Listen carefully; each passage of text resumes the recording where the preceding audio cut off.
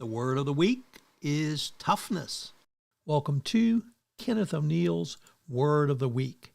Each week, Kenneth will discuss a word which describes a principle or value of the qualities of success. Use the word of the week in your thoughts, deeds, and actions. You can replace a good habit with a bad habit. You can use it as an action step. Kenneth O'Neal will bring you a word of the week each week, and it will help you to improve your life, your relationships, your professional career, and your overall well-being. I know you'll enjoy Word of the Week with Kenneth O'Neal. Kenneth O'Neal is a certified Zig Ziglar trainer and the head of O'Neal Consulting in Kerrville, Texas. And now Kenneth O'Neal on this week's word, dialogue. You know, all kinds of things happen on Monday morning. One of the things that happens on Monday morning is the incomparable Kenneth O'Neal. Good morning. Yes, good morning. Boy, you had me held up there for a minute. Well, of course.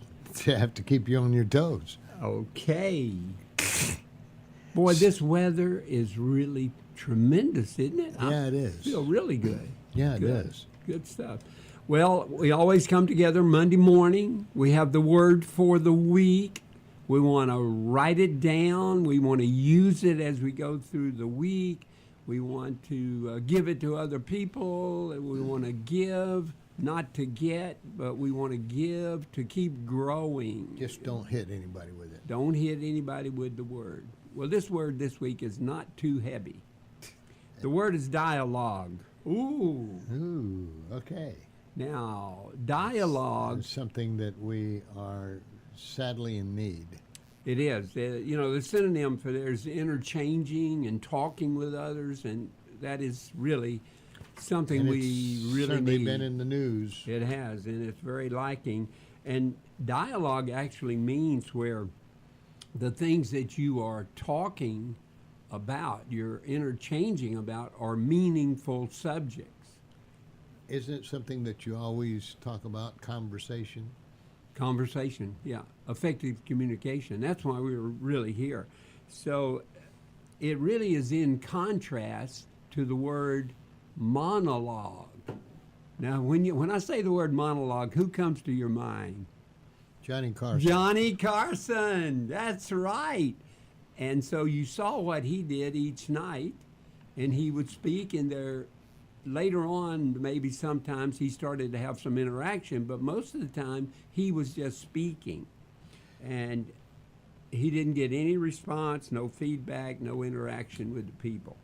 So dialogue is a two-way, back and forth, and monologue is a one-way. Dialogue invites understanding and helps to create connection. And that is one thing that we are lacking in today, is this connection. And dialogue is actually the foundation of effective communication. Mm-hmm. And in dialogue, we must listen, and we listen to understand, but the big listening is to be understood. Well, if you're not listening, it's hard to become to get understood. Okay, that's right, because to become understanding and understood, you have to have active engagement. Okay, So when you're having a monologue and you're just telling people, there's no interaction, no engagement. if they're asleep, that's a clue that you're not getting through. If they fall asleep.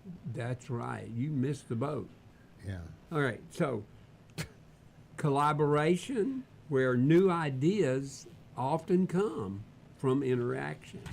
And then thirdly, we're able to bridge differences and then move closer to common ground. Uh-huh. All right. And then finally, it increases our relationships with other people, where we build.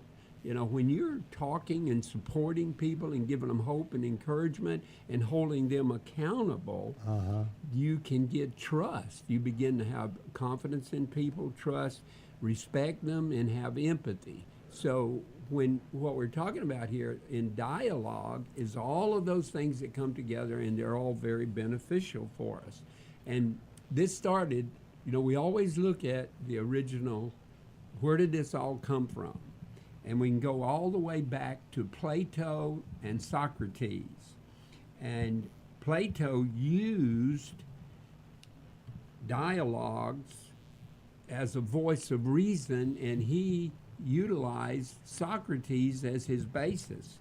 Now, do you remember learning the Socratic method? Do you remember that? No, not really, but okay. Okay, so the Socratic method, remember they had these academies or these schools where they were teaching students. So the Socratic method is a cooperative method. I played hooky on that day. You played hooky. Well, they had it on another day. You must have skipped all totally. Wow.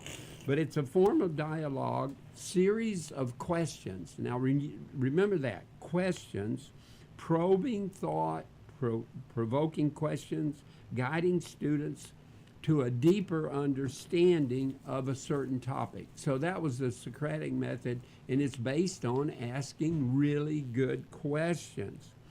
Abraham Lincoln, one of my big guys, in his debates and his letters, they were all rooted in dialogue. Even when he was talking with and interacting with his opponents and his critics, really. So dialogue has been used by great leaders for a long time, and it creates critical thinking, which we Right. need today, Right. creates logic and independent reasoning, and it's all based on questions. So what are the positive things of doing it? And you already said we need it, all right? Oh, for sure. Okay, so the positivity of this is we begin to build mutual understanding. We can still disagree, but we can understand and look at other people's positions. Encourages creativity and growth. In other words, the more we interact, the more we learn. Uh-huh. All right, so we already talked about this, respect and empathy for others. And if we are talking without getting upset and pointing the finger and blaming people, we actually prevent misunderstanding.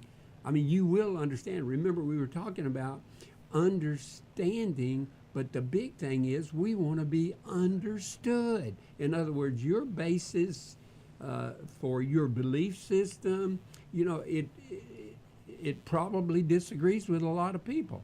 But the thing about it is they understand where you're coming from because you are speaking to be understood. And being understood is the biggie. Now, Zig Ziglar, got to bring him up, he emphasized the power of listening and asking questions in dialogue. And he said that you can have everything in life you want by just serving and helping other people get what they want. So it truly starts with dialogue and understanding, because what are your needs, Rick? I mean, if we don't know who you are, we don't know what you're looking for, we don't know what you stand on, how can we support you? How can we give hope and encouragement? So the dialogue is important. And Ziegler, when he taught salespeople, influence is conversation, not the presentation. Because that presentation is a monologue. It's just giving information. What you want is Feedback. You want the dialogue. Right. So Zig said it's not just talking, it's a bridge to persuade others, give leadership, and it's not just exchanging words, it's actually changing lives. So I would tell everybody this week, big challenge, in one conversation each day, just do it one time a day. Focus not on what you will say, but what you will ask. You're going to ask. So seek dialogue and not monologue. Yeah. Oh, sure. If you All don't right. ask the question, Right. you won't get the answer. Yeah. Now, I'm going to finish up Necessary. here with there's actually three components here of this effective communication. Oh, is that right? All right. You've got your ongoing intentional conversation. Uh-huh. All right. I believe that you have your 2 o'clock meeting set up for Friday. Okay, we're going to meet Friday at 2 o'clock. But that does not mean you don't speak with people all during the week. You're walking down the hall at your office, and you say, Joe, how was your weekend? Did your grandmother come over? Did you go out to dinner with your wife? Did you go see that movie? All right, what you're doing, you're asking questions, and what that does is it creates caring. And that's what people want, recognition and caring. The other one is creating a warm, friendly environment so that people will feel comfortable, they will share with you, and you can have this interaction that comes from dialogue. And then thirdly, is talking about dialogue. It is it's where meaningful things that really matter. That's what we talk about. It's not a lot of trivia in this, all right?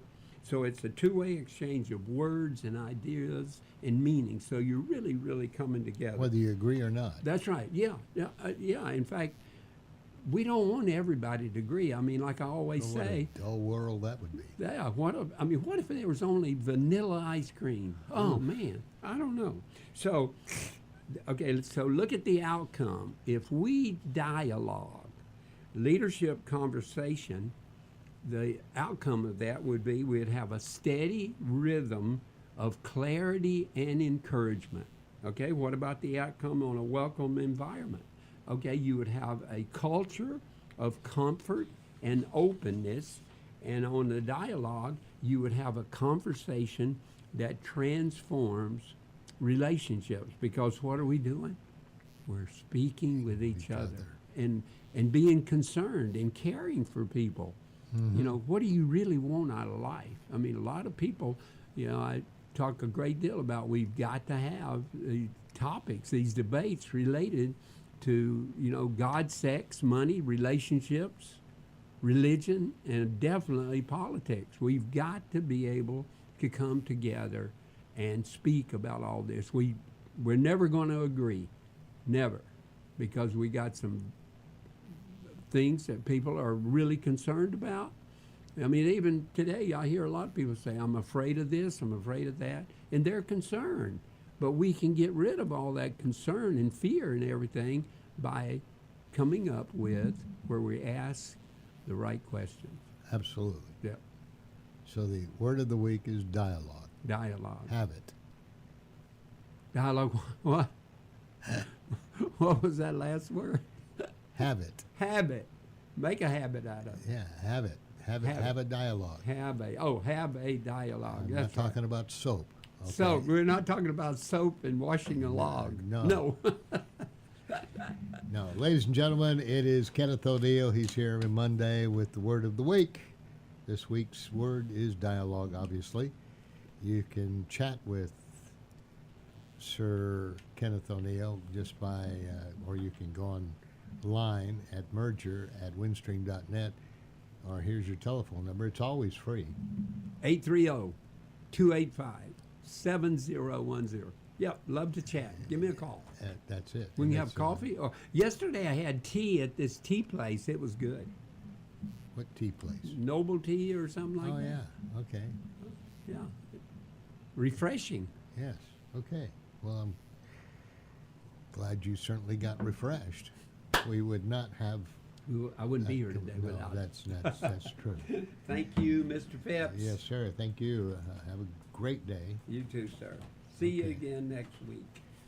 Oh, absolutely. This is Tom Fox. I'm a co-founder of the Texas Hill Country Podcast Network. If you've enjoyed this podcast and you would like to talk to us about getting your own podcast on the Texas Hill Country Podcast Network, we'd love to talk to you. So you can reach us at our website, through our website, the Texas Hill Country Podcast Network.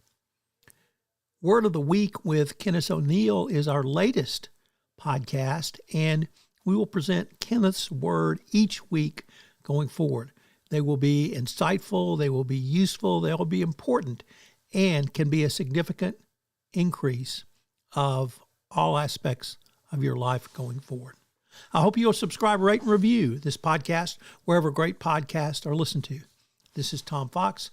Thank you so much for listening.